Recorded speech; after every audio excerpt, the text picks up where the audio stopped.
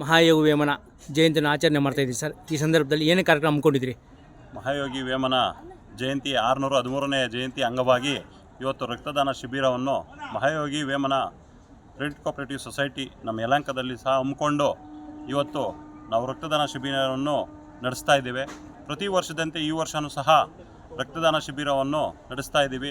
ಸುಮಾರು ನಮಗೆ ಇವತ್ತು ಒಂದು 700-800 ಯೂನಿಟ್ನ ನಾವು ರಕ್ತನ ಸಂಗ್ರಹ ಮಾಡಿ ನಮಗೆ ರಕ್ತದಾನ ಶ್ರೇಷ್ಠ ದಾನ ಅಂಥೇಳಿ ನಮಗೆ ನಾವು ಅಂದ್ಕೊಂಡು ಈ ರಕ್ತದಾನ ಶಿಬಿರವನ್ನು ಪ್ರತಿ ವರ್ಷದಂತೆ ಈ ವರ್ಷವೂ ಸಹ ನಡೆಸ್ತಾ ಇದ್ದೀವಿ. ಈ ಕಾರ್ಯಕ್ರಮಕ್ಕೆ ಈಗಾಗಲೇ ನಮ್ಮ ಶಾಸಕರು ಸಹ ಬಂದಿದ್ದಾರೆ.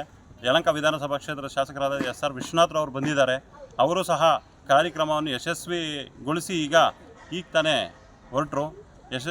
ಹಾಗೆ ಮತ್ತು ಇನ್ನೂ ಹಲವಾರು ಮುಖಂಡರುಗಳು ಸಹ ಇದಕ್ಕೆ ಬಂದು ರಕ್ತದಾನವನ್ನು ದಾನ ಮಾಡ್ತಾ ಇದ್ದಾರೆ ಅಂಥೇಳಿ ಒಂದೆರಡು ಮಾತುಗಳನ್ನ ಮುಗಿಸ್ತಾ ಇದ್ದೀನಿ. ನಿಮ್ಮ ಹೆಸರು? ನನ್ನ ಹೆಸರು ಮೋಹನ್ ಕುಮಾರ್, ಮಹಾಯೋಗಿ ವೇಮನ ಬ್ಯಾಂಕಿನ ನಿರ್ದೇಶಕರು.